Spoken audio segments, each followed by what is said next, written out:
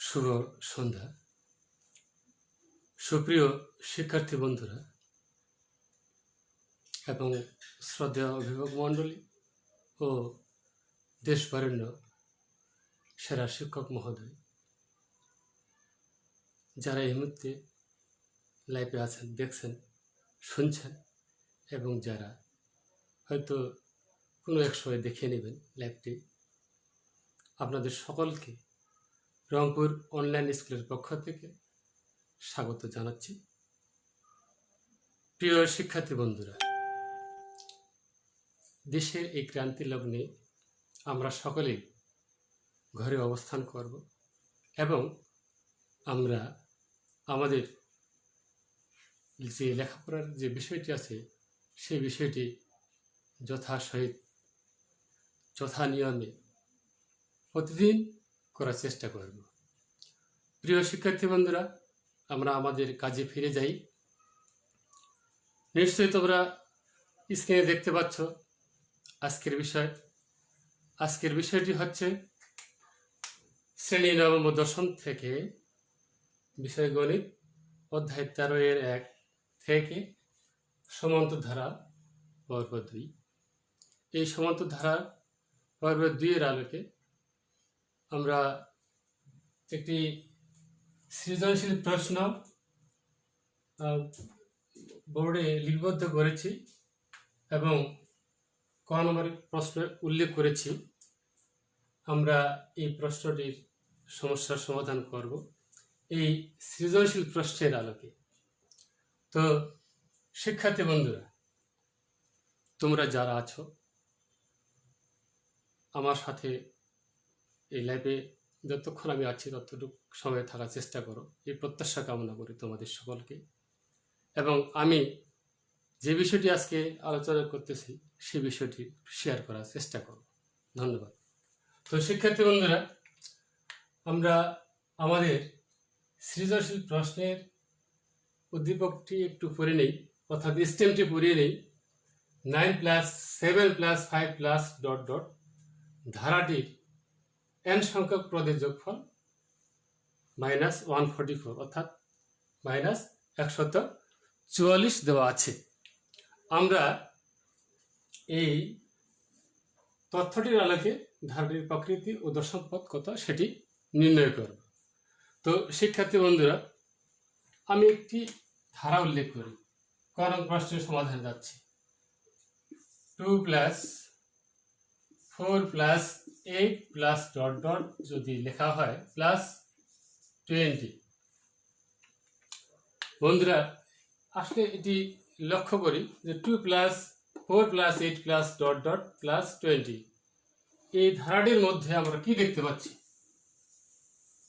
এই ধারাটি শুরু কোথা থেকে? 2 থেকে এবং শেষ হয়েছে 20 থেকে। অতএব এটি হচ্ছে কোন ধরনের ধারা? এটি সসীম না অসীম? হ্যাঁ বন্ধুরা, এটি হচ্ছে সসীম, অর্থাৎ এটি নির্দিষ্ট আকারে আছে। এটি দেখা যাচ্ছে শেষ বিন্দুটি হচ্ছে বা শেষ সংখ্যাটি হচ্ছে 20 অর্থাৎ 20। অতএব এটি হলো সসীম। আচ্ছা বন্ধুরা, এখন উদ্দীপকের যে প্রশ্নটি অর্থাৎ তথ্যটিতে যে বিষয়টি চাওয়া হয়েছে, যে ধারাটি উল্লেখ করে দেওয়া আছে 9 + 7 + 5 .. এখানে আর কিছুই দেওয়া নেই। যেহেতু এই তথ্যের মধ্যে আমাদের 20 সংখ্যাটি নির্দিষ্ট, এখানে হচ্ছে অনির্দিষ্ট, অর্থাৎ যার কোনো শেষ নাই। যার শেষ আছে তাদেরকে আমরা কি বলবো? সসীম। যার শেষ নাই তাদেরকে আমরা অসীম বলবো। তাহলে শিক্ষার্থী বন্ধুরা, এই ধারাটি হচ্ছে অসীম, এই ধারাটি হচ্ছে অসীম।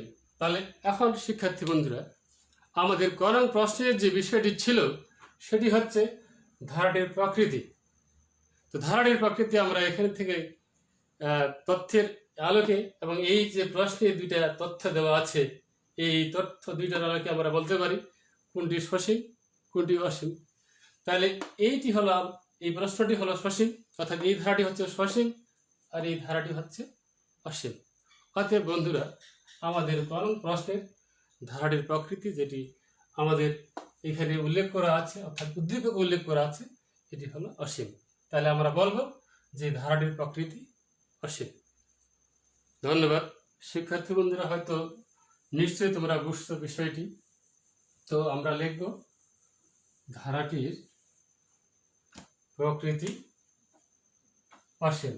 আমরা ক নং সমাধানে দিয়ে যাচ্ছি। ক নং প্রশ্ন সমাধান। ধারাটির আমরা কি লিখবো বন্ধুরা? ধারাটির প্রকৃতি অসীম। আচ্ছা, এখন আসি বন্ধুরা,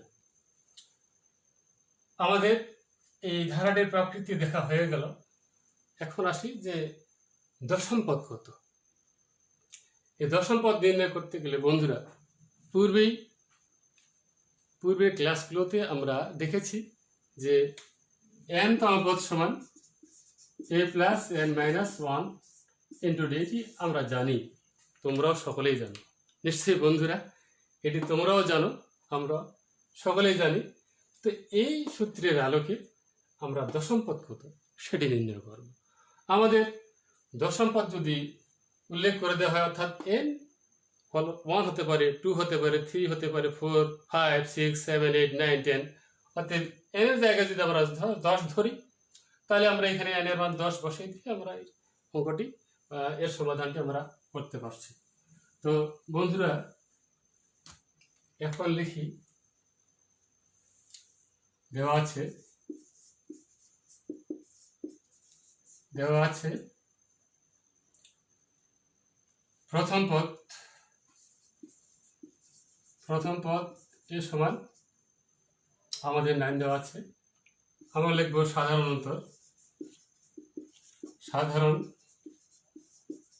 অন্তর ডি সমান দেওয়া আছে 7 মাইনাস 9, অর্থাৎ সাধারণ অন্তর ডি সমান দেওয়া নেই, ডি সমান আমাদের বের করতে হবে। ডি সমান হচ্ছে 7 মাইনাস 9, তাহলে আমাদের এখানে বিয়োগ করলে আমরা কত পাচ্ছি? -2 পাচ্ছি। এখন আমাদের দশম পদ নির্ণয় করতে হবে। আমরা কি জানি? আমরা জানি, এদিকে লিখতেছি আমি, আমরা জানি n তম পদ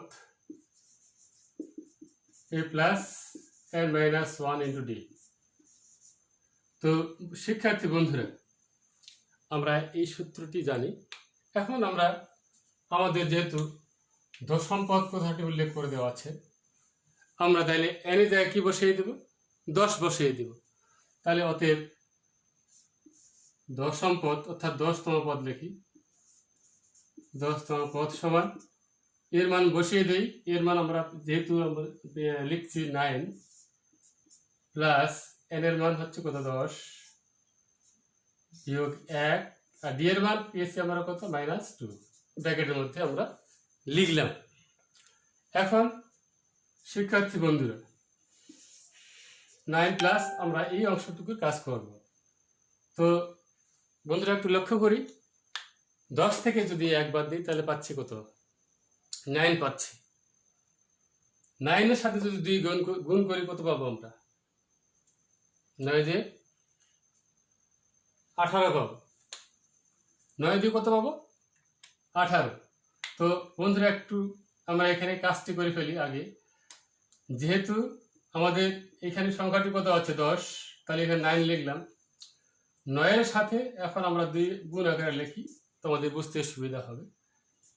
এখন 9 প্লাস প্লাসে মাইনাসে মাইনাস যদি হয় 9 দিয়ে 18, 18 থেকে যদি আমরা বিয়োগ করি তাহলে কত পাচ্ছি? -9 পাচ্ছি। এই 18 থেকে যদি আমরা 9 বিয়োগ বাদ দিই তাহলে কত পাবো? -9 পাবো। তো শিক্ষার্থী বন্ধুরা একটু লক্ষ্য করি, দেওয়া আছে প্রথম পদ a সমান 9, সাধারণ অন্তর d সমান 7 - 9 ইকুয়াল টু, অর্থাৎ যেহেতু আমাদের এখানে ধারার প্রথম পদটি বড়, দ্বিতীয় পদটি ছোট, তার তৃতীয় পদটি ছোট, এইভাবে ধারা চলছে। অতএব আমাদের সাধারণ অন্তর কত হলো? বিয়োগ 2 হয়ে গেল। আমরা জানি n তম পদ সমান হচ্ছে a plus n minus 1 into d। অতএব দশম পদ সমান 9 প্লাস 10 মাইনাস 1 মাইনাস 2, অর্থাৎ d এর মান এখানে বসিয়ে দিলাম, n এর মান বসিয়ে দিয়েছি, a এর মান বসিয়ে দিয়েছি। a এর মান হচ্ছে আমাদের কত? এখানে 9। এখন 9 প্লাস 10 থেকে আমরা কত? 1 বাদ দিয়েছি, তাহলে প্লাস 9 পেয়েছি। এর সাথে যদি আমরা কি করি, এই -2 9 এর সাথে গুণ আকারে লিখছি, এর গুণফলটা কত পাইছি আমরা এখানে? 18। তাহলে আমরা পাইলাম 9 মাইনাস 18। 18 থেকে যদি আমরা 9 বাদ দিই তাহলে কত পাচ্ছি? -9 পাচ্ছি। এই হচ্ছে বন্ধুরা আমাদের ক নং প্রশ্নের সমাধান। তো আশা করি নিশ্চয়ই তোমরা বুঝছো। তো শিক্ষার্থী বন্ধুরা, আমরা এখন আমাদের খ নং প্রশ্নের দিকে যাচ্ছি। খ নং প্রশ্নে যদি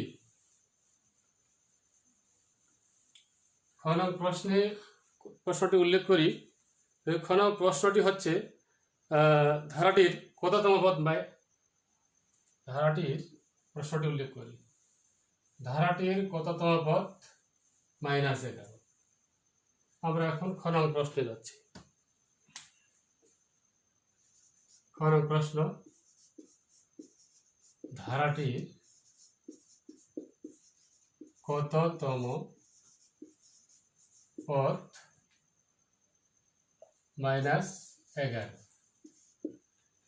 এই প্রশ্নটি যদি চাওয়া হয় যে ধারাটির কততম পদ? -11। তো শিক্ষার্থী বন্ধুরা, আমরা যে সূত্রে দিয়ে কোন প্রশ্নের পদের সূত্রটি দিয়ে যেহেতু আমরা মানটা নির্ণয় করে ফেলেছি, ওই সূত্রের আলোকে আমরা কোন পদটি 11 হচ্ছে সেটি আমরা নির্ণয় করব। তাহলে আমরা শুরু করি। তো শিক্ষার্থী বন্ধুরা, আমরা কি লিখবো এখানে? প্রথম পদ a সমান 9, সাধারণ অন্তর d সমান 7 - 9 ইকুয়াল -2। তো সাধারণ অন্তর আমরা লিখেছি d সমান 7 - 9 ইকুয়াল টু, আমরা কি লিখবো এখানে?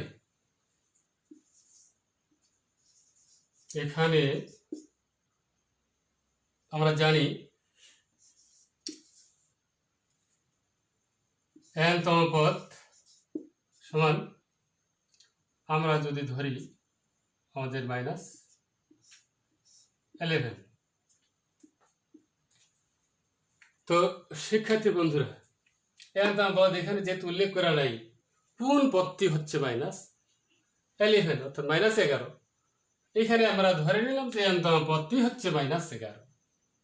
আমরা সেই নির্দিষ্ট সংখ্যাটি খুঁজে এখানে বের করব। আমরা কি বের করব? নির্দিষ্ট সংখ্যাটি বের করব, যে কোন সংখ্যাটি অর্থাৎ কোন পদটিতে আমরা -11 পাচ্ছি, সেটি আমরা এখন নির্ণয় করতে যাচ্ছি। তো লিখি, তাহলে আমরা কি জানি? n-তম পদ হচ্ছে, অতএব বা এটা বা দিয়ে লিখতে পারি, বা n-তম পদ হলো a plus n minus 1 into d দিলাম ইকুয়াল -11 দিয়ে দিলাম, বা এর মান হচ্ছে কত? 9 প্লাস n এর তো আমাদের মান জানা নেই, এই মানটি আমরা বের করব। n মাইনাস 1 ইন্টু d এর মান কত বসাবো? -2 ইকুয়াল 11। তো বা 9 প্লাস, আচ্ছা বন্ধুরা এখানে একটি কাজ করে ফেলি, আমরা -2 দ্বারা এই দুটাকে গুণ করে ফেলি, তাহলে একবারে হয়ে যাচ্ছে আমাদের। তাহলে মাইনাস যদি 2 দ্বারা এই কে গুণ করে, তাহলে এখানে বসাতে পারি যে -2n প্লাস কত হচ্ছে, এখানে 2 = -11 পাচ্ছি। তো আমি এখন এইদিকে যাই। তো শিক্ষার্থী বন্ধুরা, আমরা এর যোগফলটা কত পাচ্ছি? 9 2 কত পাচ্ছি? 11 পাচ্ছি। -2n = -11 পাচ্ছি, বা -2n = -11। এই 11 যদি বিপরীত পাশে যায়, প্লাস ওদিকে গেলে হচ্ছে -11। তাহলে বা -2n = -22 অর্থাৎ 22, বা n = আমরা 22কে যদি 2 দ্বারা ভাগ করি, n = পাচ্ছি তাইলে 11। আমরা এই 2 দ্বারা এটাকে কাটতে পারি, এখানে কেটে দিতেও পারি। তো এই হচ্ছে আমাদের খ নং প্রশ্নের সমস্যাটির সমাধান। তো শিক্ষার্থী বন্ধুরা, নিশ্চয়ই তোমরা বিষয়টি বুঝছো। তাহলে আমরা কি লিখব শিক্ষার্থী বন্ধুরা? আমরা এখানে কি লিখব? যে ধারাটির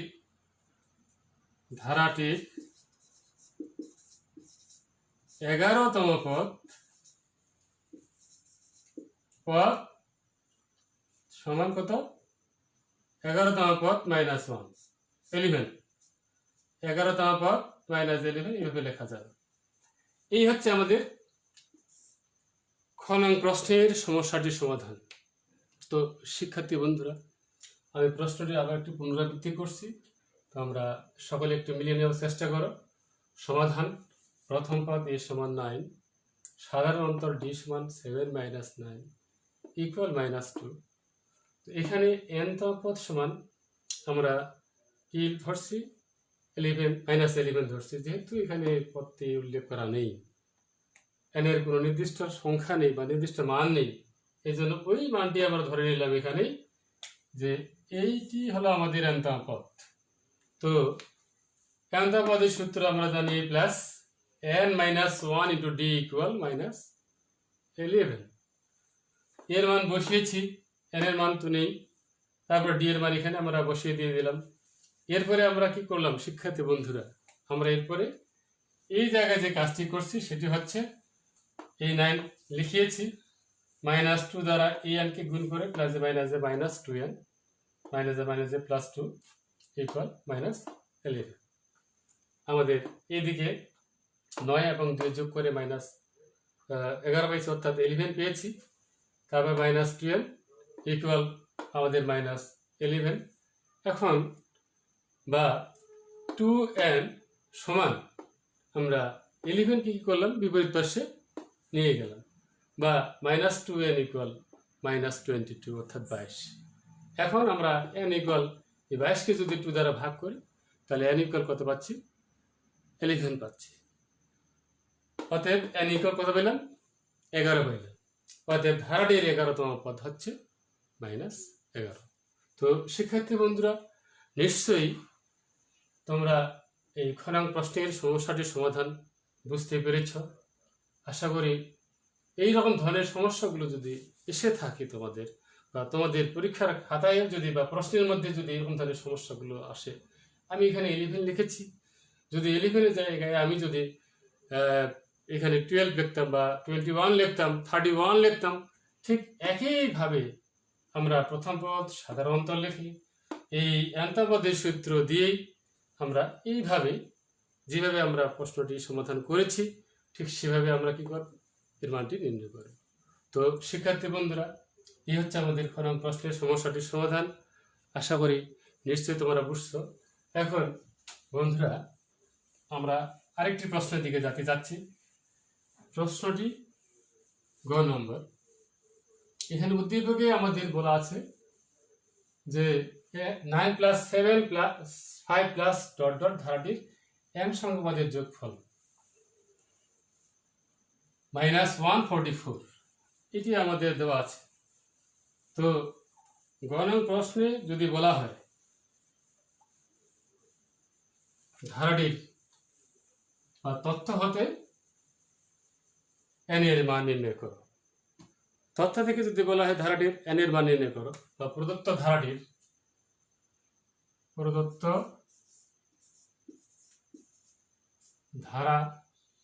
ধারাটির n, যে nটি উল্লেখ করে আছে, n এর মান নির্ণয় করো। তো শিক্ষার্থী বন্ধুরা, তো এটি হচ্ছে আমাদের পুনঃ প্রশ্ন, গ নং প্রশ্ন, প্রদত্ত ধারাটির n এর মান নির্ণয় করো। যে nটি আমাদের এখানে দেওয়া হয়েছে সেই nটির মান আমরা কিভাবে নির্ণয় করব?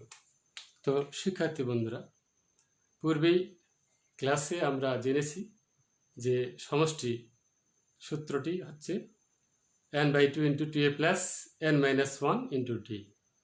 তো আমরা ওই সূত্রে যদি যাই বা ওই সূত্রের কথা যদি ভাবি, তাহলে আমাদের গ নং প্রশ্নটির সমস্যার সমাধান সুন্দরভাবে আমরা করতে পারব। তো চলো দেখি শিক্ষার্থী বন্ধুরা, আমরা এই প্রশ্নের সমস্যাটির সমাধান করে আসি। তো সমাধান, প্রথম পদের সমাধান আমাদের লিখতেই হবে। সাধারণত d সমান আমরা কি লিখব? 7 - 9 ইকুয়াল আমরা কি লিখব? 2 লিখব। এটি আমাদের লাগবেই। আমি একটু এদিকে লিখি। সাধারণত আমাদের লাগবেই সাধারণ অন্তর d সমান 7 - 9 ইকুয়াল টু -2, এটুকু লাগবেই। তো এখন বিষয়টি হলো যে n এর মান নির্ণয় করো। তো শিক্ষার্থী বন্ধুরা, যেহেতু n সংখ্যক পদের যোগফল দেওয়া আছে -144, এইখানে আমরা ধরে নিলাম যে n পদের সমষ্টি হলো এটি, অর্থাৎ n পদের সমষ্টি হচ্ছে, n পদের সমষ্টি যদি ভাবি যে n পদের সমষ্টি হচ্ছে আমাদের এই তথ্যটি, অর্থাৎ এই যে যোগফলটি দেওয়া আছে সেটি যদি আমরা মনে করে নেই এই সূত্রের আলোকে, তাহলে আমাদের পক্ষে খুবই সম্ভব হচ্ছে সমস্যাটি সমাধান করা। তো শিক্ষার্থী বন্ধুরা, এখানে আমরা লিখি, এখানে n সংখ্যক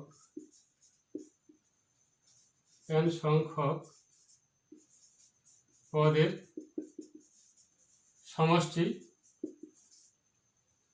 আমরা কি জানি? n সংখ্যক পদের সমষ্টি সমান সমষ্টি, আমরা এদিকে লিখি Sn equal n/2 × 2a + n-1 × d। এইটুকু আমরা জানি, সেকেন্ড ব্র্যাকেট ক্লোজ। এই সূত্রটি হচ্ছে আমাদের এই n সংখ্যক পদের সমষ্টির সূত্র। অর্থাৎ যদি পদ সংখ্যা n হয়, যদি 10 হয় তাহলে আমরা এখানে 10 বসাবো, যেখানে n আছে সেখানে 10 বসিয়ে দেব। যদি 20 হয় তাহলে আমরা 20 বসিয়ে দেব। তাহলে এখন এইটা যা, এটাও তা। এখন এখানে যেহেতু n সংখ্যা, অর্থাৎ এখানে অসীম সংখ্যা উল্লেখ করা আছে, জানা নেই, অজানা রাশি ধরে দেওয়া আছে, এই জন্য আমরাও কি লিখলাম যে n সংখ্যক পদ মানে অজানা রাশির সমষ্টি হচ্ছে এটি। তাহলে বন্ধুরা, এই সূত্র সমান, অর্থাৎ এই সূত্রটি সমান, অর্থাৎ এই যোগফলটি সমান আমরা কি লিখতে পারি? -144 লিখতে পারি। তো শর্ত মতে তাইলে আমরা লিখি, শর্ত মতে n/2 × 2a + n-1 × d equal কত লিখবো? -144 লিখবো। অর্থাৎ এই সূত্রটি সমান হচ্ছে আমাদের, অর্থাৎ এই যোগফলটি সমান হচ্ছে আমাদের -144। এখন শিক্ষার্থী বন্ধুরা, আমরা এর মান এবং d এর মানটি বসাই। n এর মান তো আমাদের বের করতে হবে, n/2 × 2 এর মান আমরা কত বসাবো? 9 বসাবো, প্লাস n এর মান আমাদের নেই, -1 × d এর মান -2, সেকেন্ড ব্র্যাকেট ক্লোজ, মাইনাস কত দেব? তো ইকুয়াল -144 দিলাম। বা এখন আমরা কি করব, এখানে n/2 লিখব। এরপর বন্ধুরা আমরা কি করব, এখানে এই 9 এবং দিয়ে গুণ করলে কত পাচ্ছি, 18 পাচ্ছি, প্লাস প্লাস আমরা এই কাজটা যদি পরে করি তাহলে প্লাস আমার দিতে হবে। যদি আমরা এখনই এই কাজটি শেষ করি অর্থাৎ -2 দ্বারা এই দুটাকে গুণ করে ফেলি, তাহলে আমাদের এই গুণফলে প্লাসে মাইনাসে মাইনাস চিহ্নটি আমরা এখানে বসিয়ে দিতে হবে। -2n প্লাস কত হচ্ছে, 2 হচ্ছে। তাহলে আমরা এখানে ফার্স্ট ব্র্যাকেটের মধ্যে দিয়ে কাজটি শেষ করি, ইকুয়াল -144 বা n/2 ইন্টু আমাদের যোগফলটা কত হচ্ছে, যোগফল হচ্ছে 20 -2n ইকুয়াল -144। তো শিক্ষার্থী বন্ধুরা আমি এদিকে শুরু করি কাজটি। তো বা আমরা এখানে কি লিখব, n/2 ইন্টু 20 কে আমরা 20 থেকে আমরা কি নিই কমন, 2 কমন যদি নিই তাহলে কি লিখবো, আমরা এখানে লিখবো 10 মাইনাস কত লিখবো, n লিখবো, ইকুয়াল লিখবো কত, -144 লিখলাম। এখন শিক্ষার্থী বন্ধুরা আমরা এই দুইকে কেটে দিলাম, বা এখন আমরা গুণ করে দিই 10n মাইনাস n স্কয়ার। এই সংখ্যাকে আমরা ডান দিক থেকে বাম দিকে নিয়ে আসি, তাহলে চিহ্নের পরিবর্তন, তাহলে প্লাস হচ্ছে 144 ইকুয়াল 0 হয়ে গেল। তো শিক্ষার্থী বন্ধুরা আমরা একটু সাজিয়ে নেই, এই রাশিটিকে আমরা একটু সাজিয়ে নেই, তাহলে -n square plus 10n plus 144 অর্থাৎ 144 ইকুয়াল 0, বা এখানে -1 মাইনাস কমন নেই, তাহলে n square minus 10n minus 144 equal 0। তাহলে আমাদের উভয় পাশে যদি -1 দ্বারা আমরা যদি গুণ করি তাহলে আমাদের মাইনাস চিহ্নটি কি হচ্ছে, প্লাসে পরিণত হচ্ছে। তাহলে আমরা লিখতে পারি n square minus 10n minus 144 equal 0। তো শিক্ষার্থী বন্ধুরা এইখানে আমরা একটি কাজ করে উৎপাদকে বিশ্লেষণ করব, অর্থাৎ 144কে যদি ভাঙিয়ে আমরা কি করব, আমাদের এই যে 10n সংখ্যাটি 10n আছে, এই 10n আমাদের মেলাতে হবে।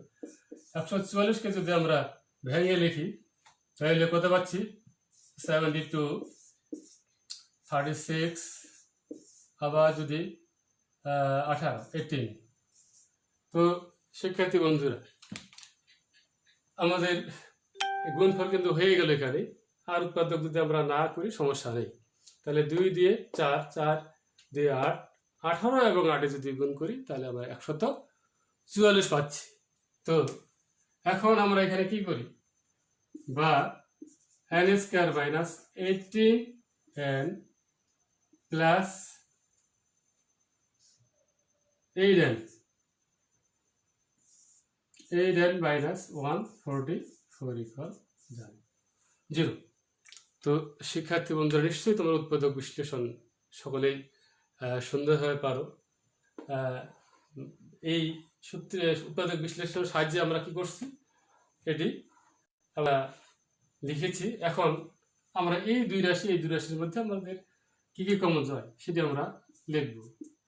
তাহলে আমরা এখানে যদি n কমন নিই তাহলে এখানে কি উৎপাদক পাচ্ছি, n মাইনাস 18। এখানে যদি প্লাস 8 কমন নেই তাহলে আমরা কি পাচ্ছি, n মাইনাস 18 পাচ্ছি। তাহলে শিক্ষার্থী বন্ধুরা একই রকম উৎপাদক দুটো পেয়েছি, তাহলে আমরা দুটোর মধ্যে একটা নেব, n মাইনাস 18 আর একটা হচ্ছে n প্লাস 8 ইকুয়াল 0। এখন আমরা লিখবো যে হয় n মাইনাস 18 সমান 0 অথবা n প্লাস 8 সমান 0, এই কথাটি আমরা এখন লিখব। হয় n মাইনাস 18 ইকুয়াল 0 অথবা n প্লাস 8 ইকুয়াল 0। তো এখান থেকে আমরা কি পাবো বন্ধুরা, n ইকুয়াল পাবো প্লাস 18, আর এখান থেকে আমরা পাবো n ইকুয়াল, যদি 8 কে ওইদিকে নিয়ে যাই তাহলে -8 পাবো।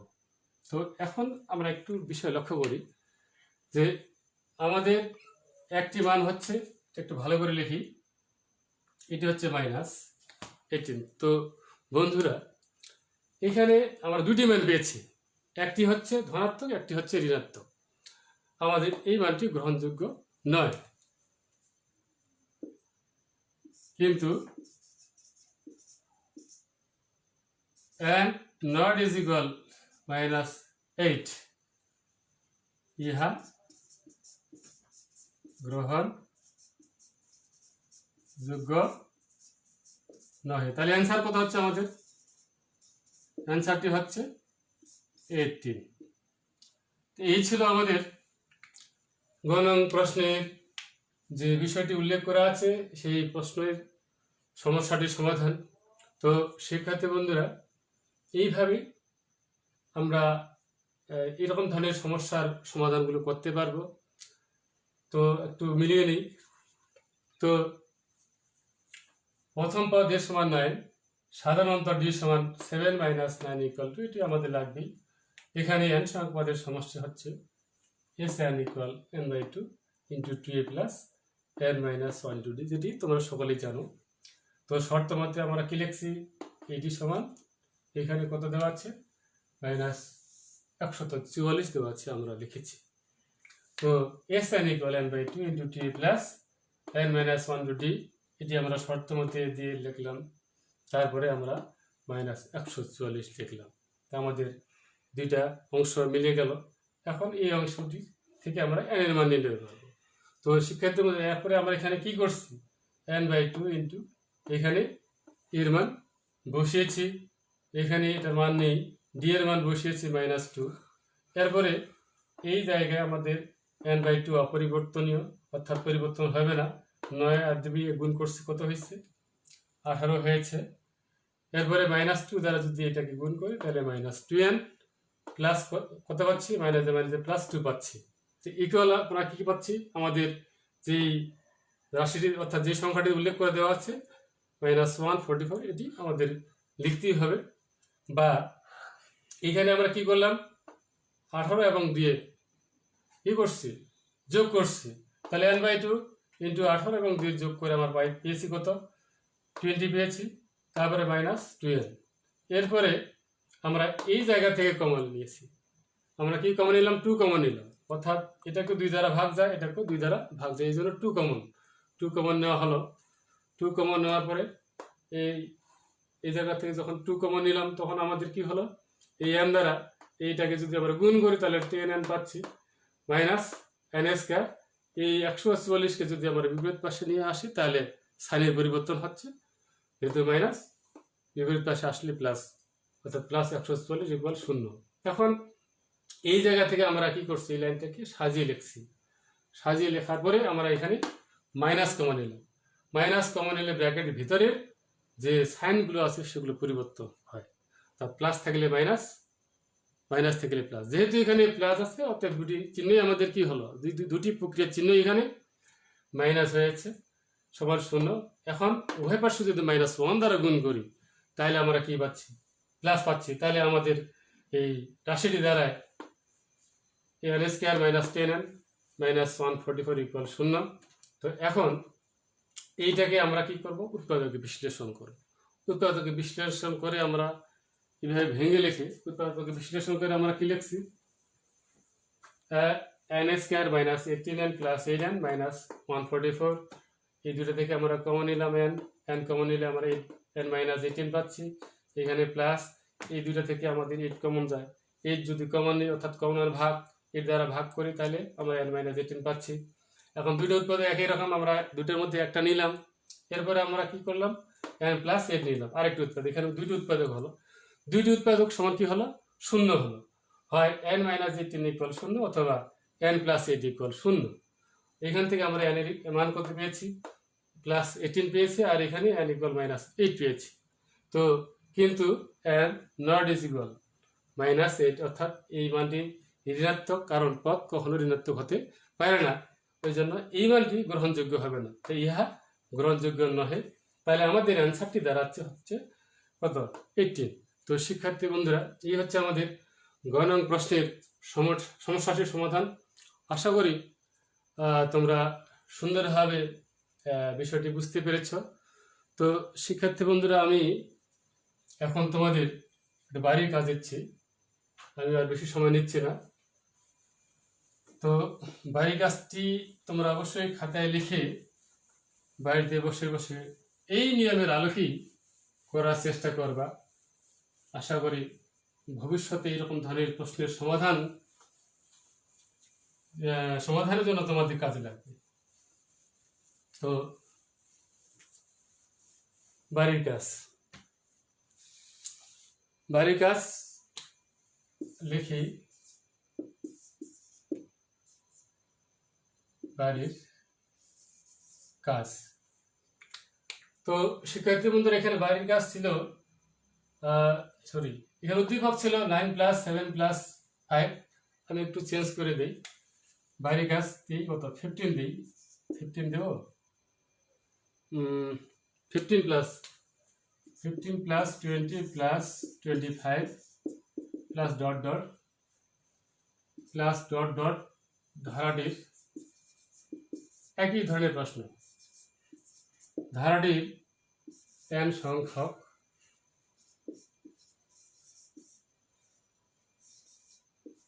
পদের যোগফল কত দিই? n সংখ্যক পদের যোগফল দিই 1250 দিই।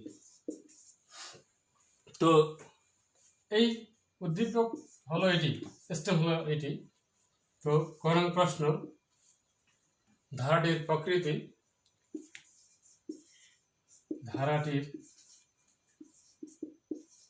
প্রকৃতি ও কত দিই? 15তম পদ দিই, 15তম পদ নির্ণয় করো। খ নম্বরে দিই ধারাটির কততম পদ? ধারাটির কততম পদ? 115।